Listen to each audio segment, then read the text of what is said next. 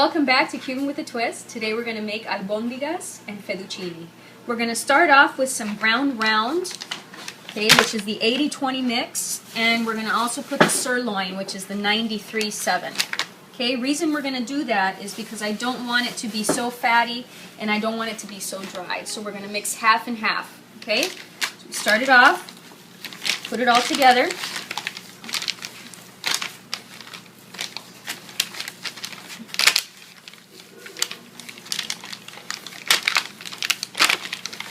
And then we'll add our spices, and then we'll make the meatballs. Okay? Right? I'm going to clean my hands real quick. Right, we're back. I just washed my hands because I'm going to start touching my olive oil bottle, my salt and pepper, and my seasonings. I don't want to mix the dirt of the meat with the bottles. Okay, so we've got our spice that we always use, which is the layered. I'm going to put that in. A good mixture. I'm going to put a little bit of olive oil. Okay, nice drizzle. We're going to use Italian breadcrumbs. Okay, I've got about a cup and a half here. I'm just going to put it so that it's covering it lightly. We're going to slice up one lemon. I'm sorry, not a lemon, a lime. Squeeze that over that.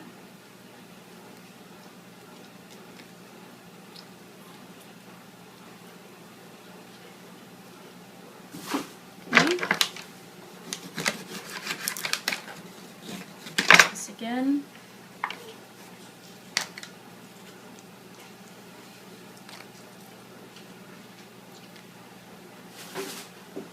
We've got a little bit of the Goya tomato-based sauce. The sofrito, which I use in a lot of our different recipes. Put that on top. And now we're going to use our hands, we're going to mix it all together. You want to make sure that it's all covered in it. It's going to keep the meatballs together, and the flavor is just going to be fantastic.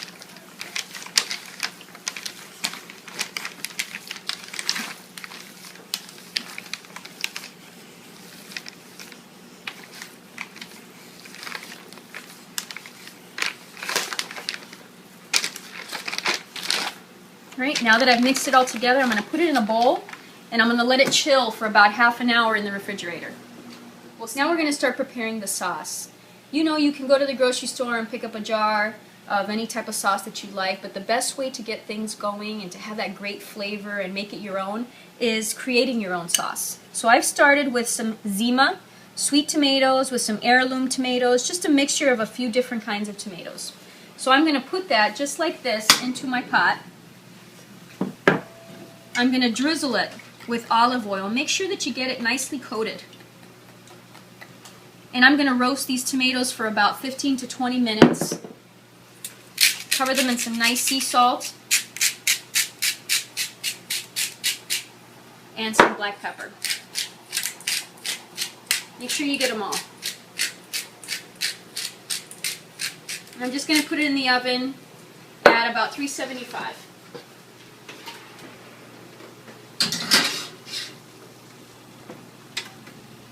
And we'll leave that in there for about 20 minutes or so. Now, I've also chopped up some red onions, some red peppers, some sweet onions, and about 4 cloves of garlic. And we're going to saute this with some fresh oregano and fresh basil. Right now, we've got the tomatoes roasting in the oven, we've got the meat chilling in the refrigerator, and we're going to get started on sauteing our vegetables. Okay? We've got the sweet onions, we've got the red peppers, and about 3 or 4 cloves of garlic. Okay, we're going to bring that over here. I've got my pan. We're going to drizzle it with the olive oil. Always try to use olive oil. It gives it a better flavor, and it's also much healthier for you than butter or vegetable oil. Okay, that's the noise that you want to hear. That's when you know that the pan is ready for you to start sauteing. Okay, bring it all in. And you want to let the onions and the red peppers go first. Let them cook a little bit before you add the garlic. If not, the garlic will overcook and it won't taste good. Okay, so we're going to just put this in like this for a little bit. Oops. Add a little cracked pepper and salt. Okay. Here's our pepper.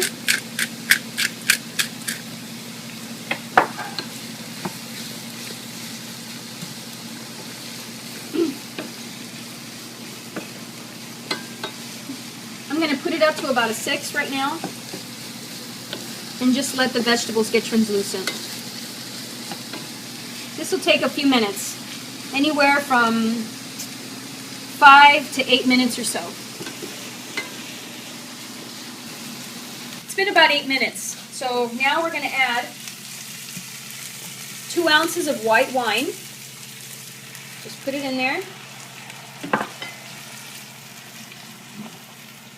We're going to add our fresh garlic.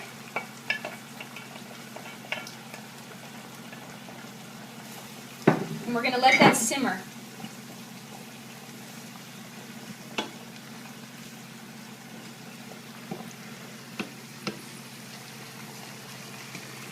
Okay.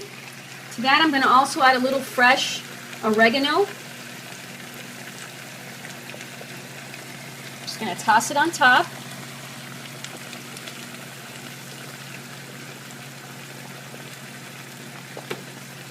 And the basil. It's got a great smell, nice aroma. Okay.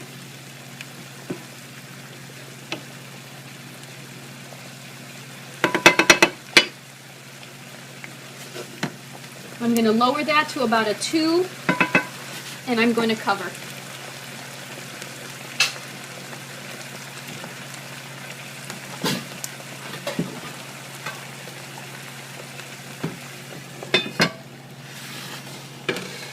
Next, we're going to work on making our meatballs, or our albóndigas.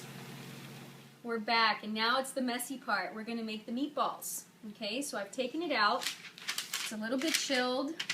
So we're just going to start digging in there. Grab them. Don't make them too big, because if you make them too big, they fall apart in the pan, and you really want to be able to have them stick together. Now, I did not use any eggs. I try to stay away from that. Try to make it as simple as possible. So there we go. Roll it around. Okay, and there you have a little meatball. So we're going to make a few of those. Scoop it. And they can't be perfect. They're all not going to be the same size, which would be wonderful, but we know that that's not the case. So roll it again in your hands. Cup it a little bit. Okay. There you go. So I'm going to continue to make all these meatballs, and as soon as I'm done, I'll show you how we're going to fry them. We're back, and it's been about 20 minutes or so. We're going to take a look at our tomatoes and see how they're coming along. See if it's time to add our simmered and sautéed vegetables to it, okay? So remember, I put a pot in there, so you want to use a nice damp rag so you don't burn yourself. Pull that out. Yeah, that looks fantastic. That's what you're looking for. The tomatoes have fallen apart, become a nice little sauce. Yeah, I'm going to go ahead and add our sautéed mix to that. Check that up here. Pull it off. Okay.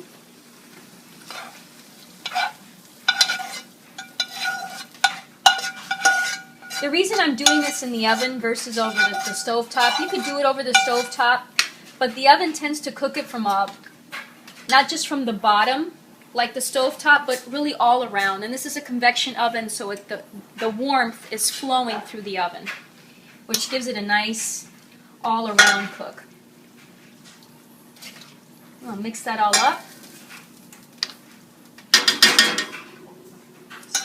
Add all of the stuff in. Okay. I am going to add just a tiny bit more of the olive oil. We're going to taste it and see how we need to add a little bit of salt or pepper.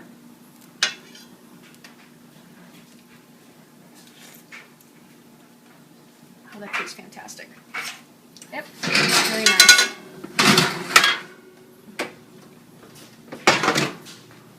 Okay, so we're going to let that continue to bake. And now we're going to start on our meatballs. See, I've got a pot, some olive oil in it. Now, out of the 2 pounds of meat that I purchased, I was able to get about 15 meatballs. Now, I made them generously, but you can see they're not all the same size. Maybe it's a little bit bigger, a little bit smaller. But we're going to go ahead and put them in. I just want to brown them, okay? So keep your temperature low, but enough so that you have that sizzle when you put the meat in. And don't put too many so that they have room to breathe.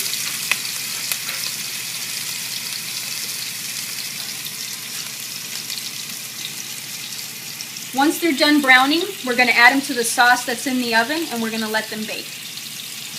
The meatballs are nicely browned. Let's take a look at them. They've been cooking for about 8 minutes or so. Now remember, we don't want to cook it through and through. We just want them to be browned on the outside. Try to move them so that they don't break. Okay? That last little one right there. And what we're going to do is we're going to add it to the sauteing pan with the sauce in the oven. So let's do that. Pull it out. Oh, our sauce has got a great color. And we're just going to add them. There we go. There we go.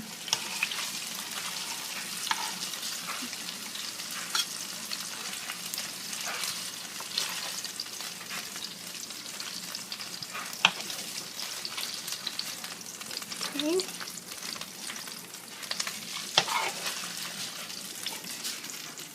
This one, right at the end. Take a little bit of that oil and add it to the sauce.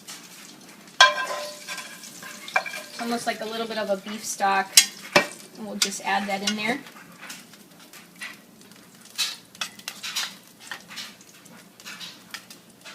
Cover them a little bit with the sauce.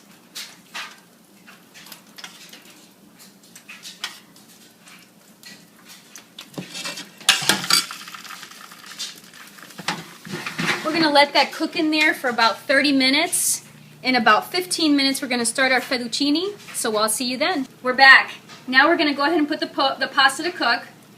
I put aside some vegetable fettuccine and some garlic and parsley fettuccine. And I'm just going to mix it up together. Okay? The water's been boiling. We're going to add a little bit of salt to the water and a little bit of olive oil. Okay? A little drizzle. Just want to get a nice little handful. Now, this type of fettuccine, it cooks in about 8 minutes. So you want to be right by it. You don't want to leave it alone. You want to be stirring it and watching over it. So I put half and half.